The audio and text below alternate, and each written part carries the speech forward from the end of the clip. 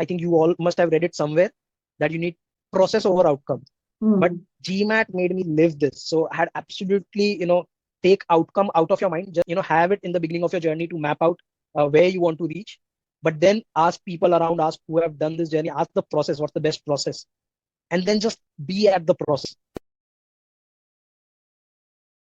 So as I started, populating data points, I started taking tests. I could very clearly see on my Scholarinium dashboard on what my major gaps are. So major section gaps. And once that was not enough, that, we had been working on it, but still something is not clicking.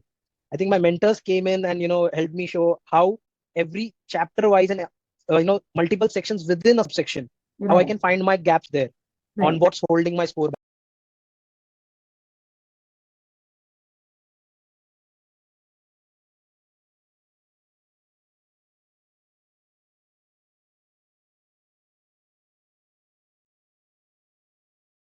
Everyone, a very good morning, good afternoon, and good evening, and welcome to another debrief session with e-GMAT. Today, we have with us Megh, who recently scored a 92nd percentile 665 on his recent test. So welcome, Megh, and thank you for taking out the time today. Thank you, Abba, and congratulations to the entire e-GMAT team as well, because you have been in the trenches with me for all of my preparation phase.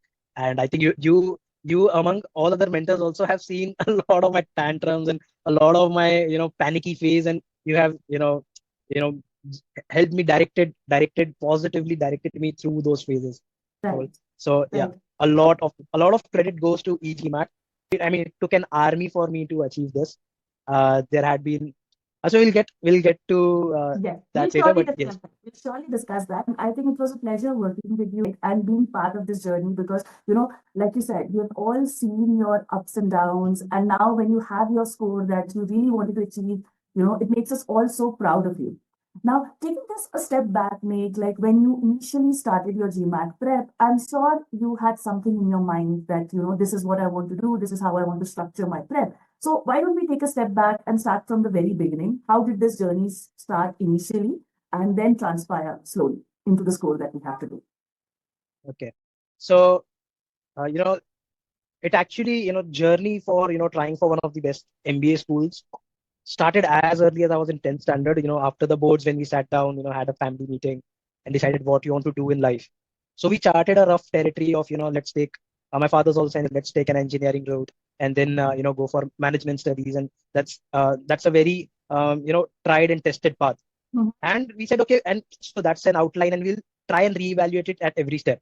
That's how I took, I took science and then I reevaluated. I said, yes, I think out of all the streams that I can see, within the guidance that was available to me, I said, yes, engineering fits well. And then subsequently, again, after engineering, I also attempted during engineering, I had some of my venture experience, which also gave me an insight that, yes, I have some business gaps that definitely an MBA will help me with and give me the environment to, have a stronger and a more structured comeback into a venture.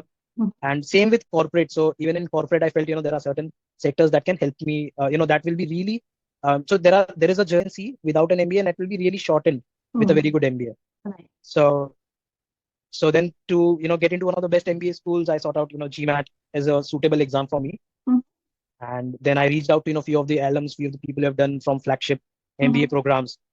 And they said, if you're going for GMAT, they gave me some other recommendations, some of the mentors that they have, partnered with. So initially for my first attempt, I had, started my journey in 2023, March. That's when everything was set. Okay, I have to give GMAT. I had, just one school in mind. Right. So I set that as a goal. I, took advice from everyone that was available to me. And then I, based on recommendation, so that earlier mentor also has a good, like repeated success stories. So from that, I chose that tutor. But then, after I think 7 months down the line, everything was going as per plan. I loved the classes. I loved the way concepts were taught. But then the plan was after I've done preparations, I've done, a lot of these test series that they have, small class sheets that they have.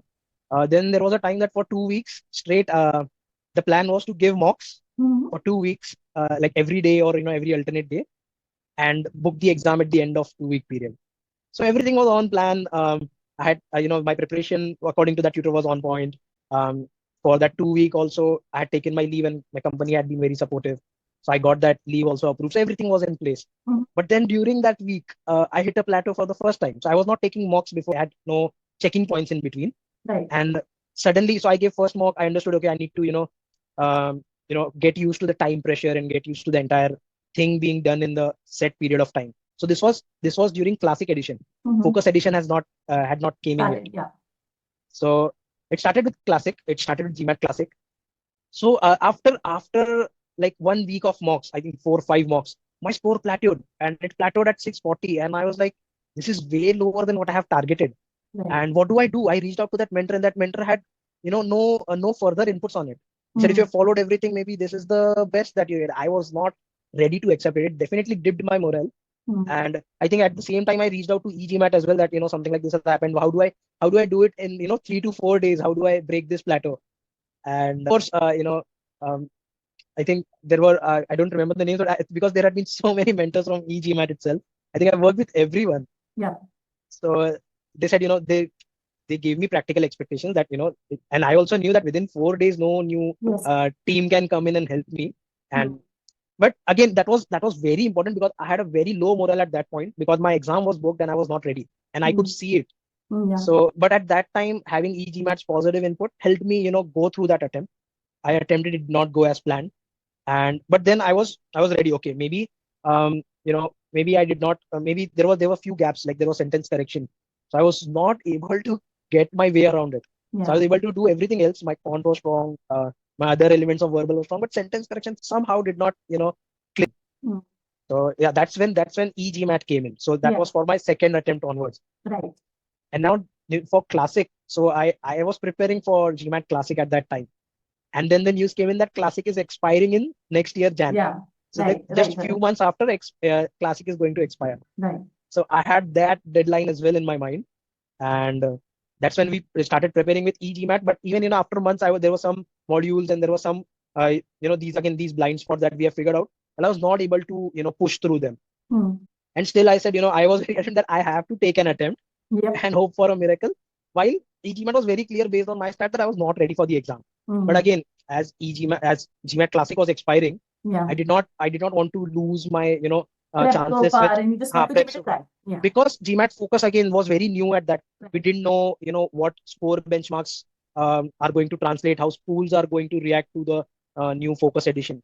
So there are a lot of uncertainties with that, and Classic was very old, tried, tested, and the prep companies are also ready on how to prepare for Classic, and not so much with how to focus. Although e-GMAT adapted, I think very quickly. I think e-GMAT was Yes. one Yes. of Yes. the very Wonderful. first who came up with their DI modules and where everything was set. But yeah, so as soon as I came, on board with e-GMAT, I really loved the structure and the way how I could go back to things. So Hmm. there are times where a lot of things I just get it, but then there are a lot of things that I want to go and see again. So if Hmm. there is a test, if there is a lecture series, live lecture series, the one drawback of that is if there is some concept that I think I have not caught very well, I cannot go back and rewind it. So, with that self-paced version of e-GMAT, that really helped.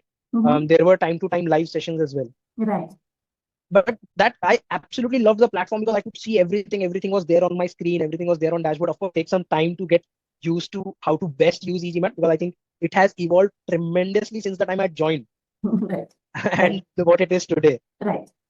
And it comes with a lot of perks, but again, it has some learning curve to it. The platform needs to be learned. But of course, then I had you guys with me. You were absolutely helpful for whenever I said I want to do this out of it. How do I do this? How do I set up my sectional mocks, or how do I set up my cementing tests? So yeah, again, for everyone who's watching this, do reach out to mentors. They are there. They'll reply very quickly, and you will understand how to use e-GMAT platform to your best use. Right.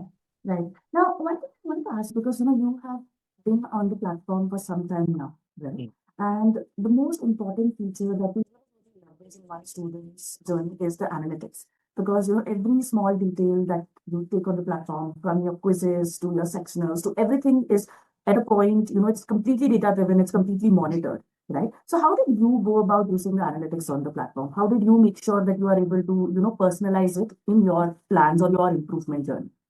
So, first of all, the modules are placed fantastically, and especially for Quant.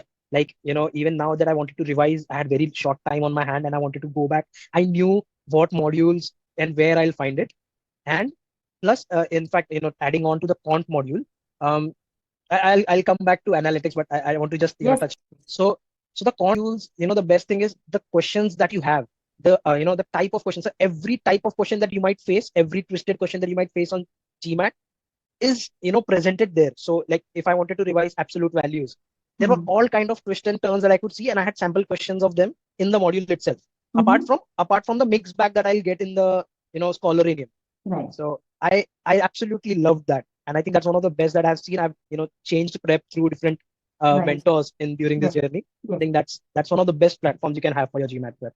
Right. Coming to the data points, so as I started populating data points, I started taking tests. I could very clearly see on my Scholarium dashboard on what my major gaps are. So major section gaps. And once that was not enough, that we had been working on it, but still something is not clicking.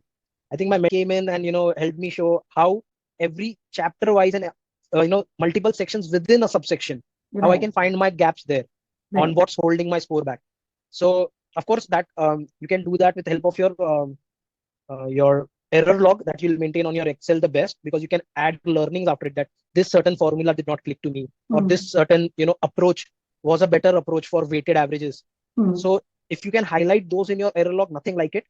But at the same time, the analytics that will get loaded and that will be stored on the e-GMAT platform will help you find your gaps to the pinpoint of it, that this is the thing that's holding you back. Right. So yeah, you can go back to those modules, revise them, take again, just the medium and hard questions on the module itself will train you for all kind of twists and turns. Right. Right. Now, since you mentioned about the error logs, Megh, and I know that while we were discussing that error log is something that you very intensively used, right? So why don't you elaborate a bit, like how did error log make sure that you are not just revising, understanding your mistakes, but staying in touch, and how was it a major contribution in your journey? So in the beginning, you are also getting used on how you're getting used to on how you'll fill your error log, and it's a different process, and it's a time intensive process where time is the most limited asset that you have on hand. And but it pays off in the later stage. It really pays off in the later stage, because if I say about my current attempt, which was my fifth attempt after a big gap of 7 months, but because I had my error log saved on my system, I just went through all the green highlights. I have in Quant I have for verbal and DI you don't need any specific formula based approach, because it's majorly you get trained with practice on it. But for Quant, there is a lot of content that you need to know. There is a lot of formulas, a lot of basics that you need to know. So I had those green highlights amongst my error log. And even after 7 months that I saw them, where were the mistakes that I've made in the past, I just knew what I have to do. Right. And what was like aha moments, like aha, yes, that clicked that time, and that's the best approach I can do when I see such kind of question. Right. That helped. And also it helped me recognize, yeah, this topic I absolutely have no clue after all this time. And if this comes up, I'll do what I can do. And if not, I'll save my time and I'll mark an answer and move to next. Right. So, there are two things that, I would like to point out at this point. My biggest learning out of my GMAT journey, I have read this. I think you all must have read it somewhere, that you need pro outcome. But GMAT made me live this. So I had absolutely, take outcome out of your mind. Just, have it in the beginning of your journey to map out where you want to reach. But then ask people around, ask who have done this journey, ask the process, what's the best process. And then just be at the process. Right. And don't have that expectation. That expectation of certain score to come up will actually counteract, making you more nervous to making mistakes, or which will make you, which could lead you into a lot of traps. Be it in terms of time, you'll spend a lot of time on something that you should move on from, or just make you nervous and give you a lot of thoughts in your head where you have to be absolutely clear. Your mind has to be absolutely clear, Right. and you just have to focus on one question that's on your screen. So that is absolutely necessary, and for that you have to practice being devout outcome. So for that, I think I had learned this from a lot of books that I've read. So there are two, always when you have this kind of mammoth task at your hand, always make two circles: things in your control and things not in your control. So the score that's gonna turn up is not in your control. You don't know. You can't judge it based on how the paper goes. You at any point of time, even after 3 years, after countless mocks, based on how I'm feeling within the paper, I can't have a good prediction on what my score is going to be on any of the subsections or overall. Right. if it's because it's an adaptive test, so even if it feels easy, it might be feeling easy because you are prepared. So that happened in my final attempt. I think I did not give you that detail, but in my quant section, I never had enough time. Okay, it was just using my pacers. Okay, this is again one ways for anyone who's starting out or who's about to give their mocks. Use pacers. So pacers are certain time points for all the sections. There are certain time points where you break down the entire paper into 4 segments. Then after 4 questions, and that too you have to memorize it in a reverse order. Right. Because the time will be going in the reverse order. You'll have 45 minutes left, then you'll have 37 minutes left. So in those time blocks, you need to have your pacers that, okay, if I'm at 4th question and this is the time remaining, either I'm ahead of pacer, that is I have some time to give, spend on a difficult question. And if not, if I'm running behind my pacer, then you can, just have a look, and it will, it will help you focus on those 4 questions without looking at the clock. Right. So after 4 questions, you can look at the clock and you'll understand whether you have to give more to a tough question, or whether you have to identify a tough question and save time on it to reach your next pacer. And this, in my quant attempt, so I had strategized it as taking the quant first, verbal second, and DI at last, with a break after verbal. Right. So 2 sections at a time, a break, and then DI. But in quant, my paper ended up 3 minutes before, and I did not have anything to review because I had done it and I had done it confidently, and I just had 2 mistakes. Like I saw it after in the results, I just made 2 mistakes. But during paper, during the attempt, I had almost 4 to 5 minutes to get my breathe down to normal, breathe out, and have an extra break between the sections. So that was something that helped, but that was something that never happened with me during any of my official mocks. Right. So do you think that this, because you landed up with a 286, which is a great score at this point, right? So do you think that this pacing strategy is what helped you crack the quant section in the test? So that is, I think, pacing, the pacers that I've said, is one of very good advices that I found on the forum. So in my 3 year journey, I think I've been on the forum, I've seen every kind of approach that's out there, every kind of strategy that's used. Now, again, pointing this out, that e-GMAT played a major role, the platform played a major role, and there are very good strategies that are, detailed strategies that are suggested in e-GMAT. So, but again, this is for everyone. You can try different approaches because you never know which one is going to click to you. Right. So both are right and both are saying the same thing, but which one will, get to you is different. So also be open to other opportunities, but for platform, I think it's e-GMAT's bang on. Got it. I mean, because coming from a classic edition where there was no DI as such, but here you are sitting and you've scored a DI 84, right? And which is an exceptional score, right? So this, I know DI would be something that you have almost built from the scratch. So what are these skills that you developed along the way that you would want to share that help you get to a great score? Okay, I think my mentors had answered this very clearly for me, you being one of them, that DI is nothing but a combination of your quant and verbal abilities. So during my entire prep, DI was the one that I've prepped for the least amount of time. Prepped in terms of, because there is just practice to it. You can, the core skills that will come from quant, will come from verbal. And then for DI, you just have to understand the data set that's given and be very careful that you just understand it and not get lost in it. One thing that happens in DI. So you just understand what's given, use your options, use the question that's given to then pinpoint and solve what's needed, because there's a lot of extra data there's always there on DI. And one thing is, now these are my learnings. These are what I thought will help me the most. So in fact, I'm sitting at my study desk only, and I have my winning habits sheet with me. Yes. So make a sheet like this. All during the process, whenever you find that aha moment, okay, that maybe this is the thing that will help me crack verbal, or maybe this is a principle, a common principle for solving critical reasoning, or a common principle for solving RC, or a common principle for quant, or a common principle for other questions in DI, and for data sufficiency in DI. So for these different segments, I had certain winning sheets in mind based on what I experienced, worked, and what did not work. So again, this will also be different for different people. So yes, go through different strategies and see what works for you, and write it down and keep revising it, keep looking at it every day. So it becomes a muscle memory. Yeah. And that's the goal, right? At the end of the day, these processes, these strategies might look very new to you, but slowly with practice, they do settle down for any other skill, right? So look back at your journey, because you have had your share of ups and downs, right? You've given your previous attempts, and now I'm sure you would be glad that it's finally done, right? But when you look back, what were the key learnings that you had along the way from your first attempt to your second attempt? Because I'm sure that every failed attempt is also a learning opportunity at the end of the day, right? Yes. So coming to one thing I've understood is, and which I knew, but now I've lived through it, is that GMAT is not a T20 match.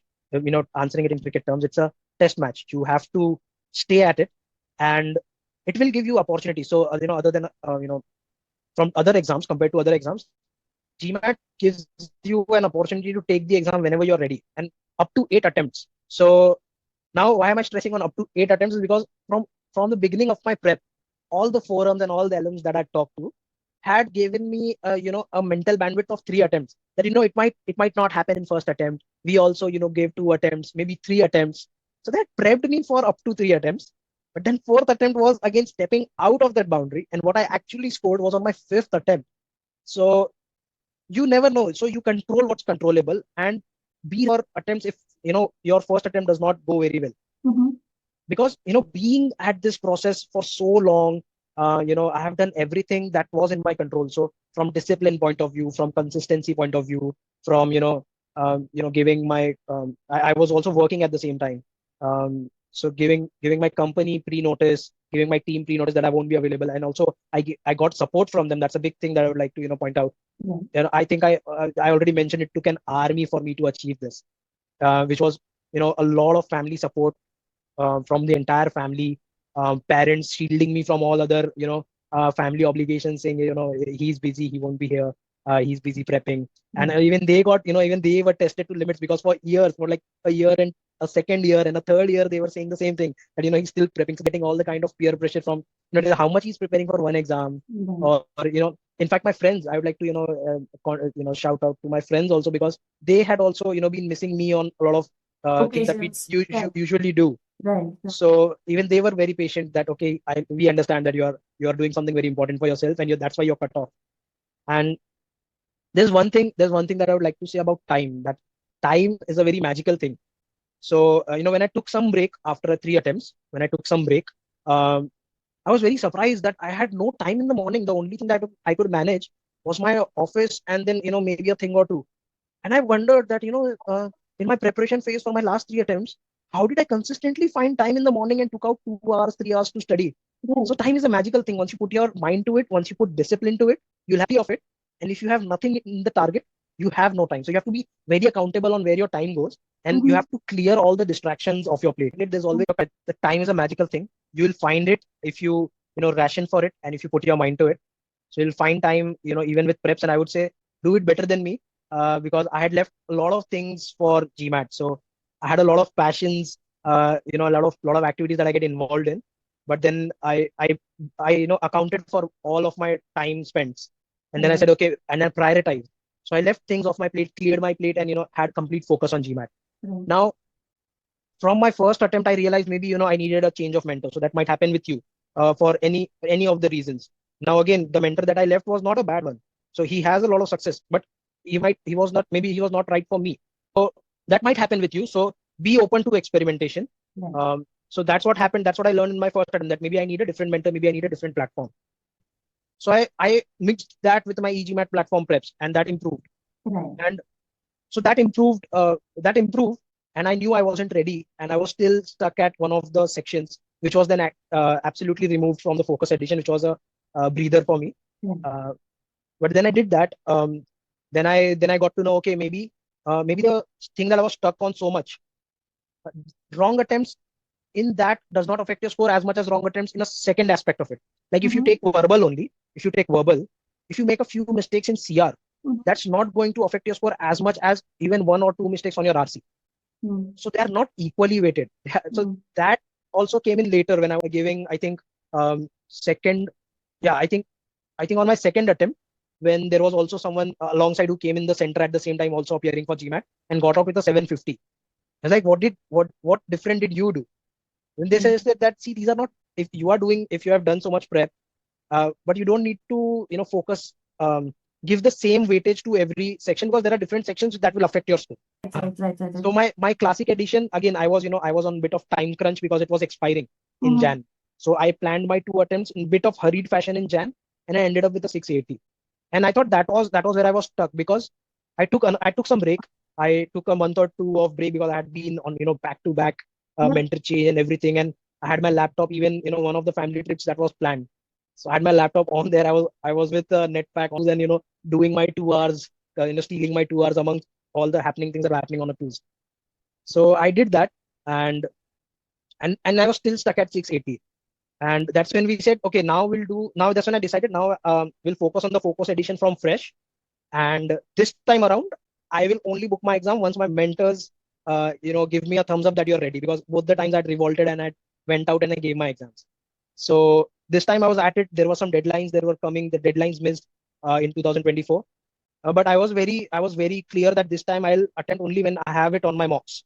So I think we started working very relentlessly on every gap that I had left from my previous preparation, section by section, subsection by subsection. So e-GMAT was very helpful in helping me identify those, and then I worked on. And then we also saw that data rise that I had actually came across my gaps and I've mastered them. And so after that, after a preparation phase, I gave an official mock just to see if there is any improvement. And on that official mock, I got a 655. And I was like, okay, this is it. This is the barrier that I was trying to cross. It's here. But I did not believe it. I mean, it was so shocking because I was just working on those small sections, and I did not know that cumulatively they have solved my problem. Right. Because I know Rajat was trying to push me for an even higher score. So e-GMAT never, asked me to take a mock because they were trying, because you guys were always pushing me for a much better score. So when I got a 655, I gave another attempt just to make sure, and it got a 665. And this time I said, now I have to prepare for my mocks, and this will actually. That's when I got a heads up from everybody. Right. Okay, now this is when your prep will take you here.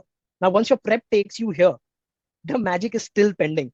Because after these 2 mocks, all the other official mocks that I gave, and the planning was again set, leaves were taken and approved, my exam was booked. After those 2 attempts, every mock that I gave had a dipped score. Right. While I was doing everything in my hand. So meditation will help you focus and keep your head space strong, because it's gonna take hell lot of it.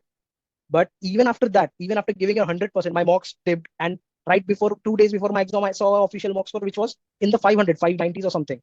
So I absolutely stopped my preparation, because I think over preparation also will counteract. But you will not know when you have done it over or when you're under.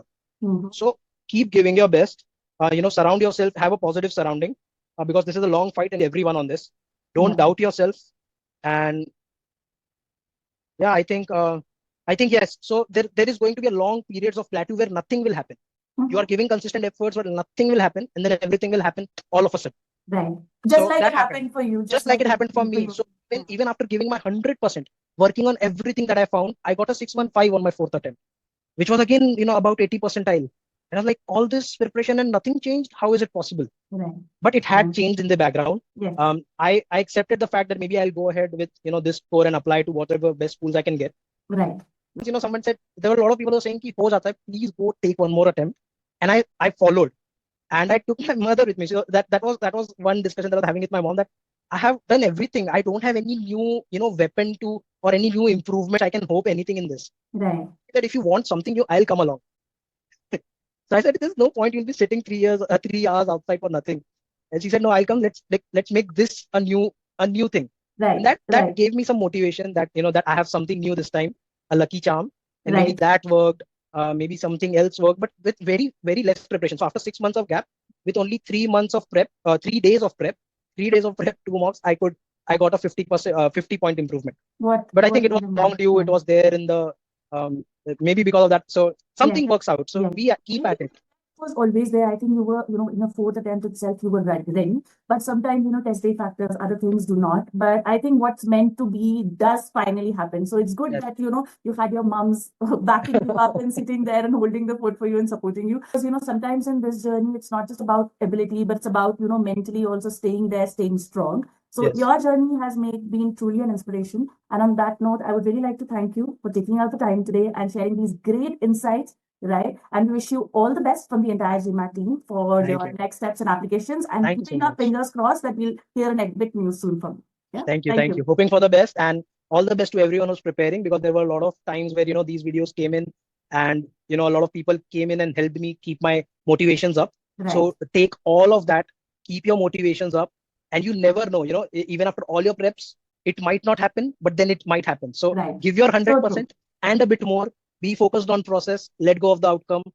And I think that's the best I've learned out of GMAT. Right.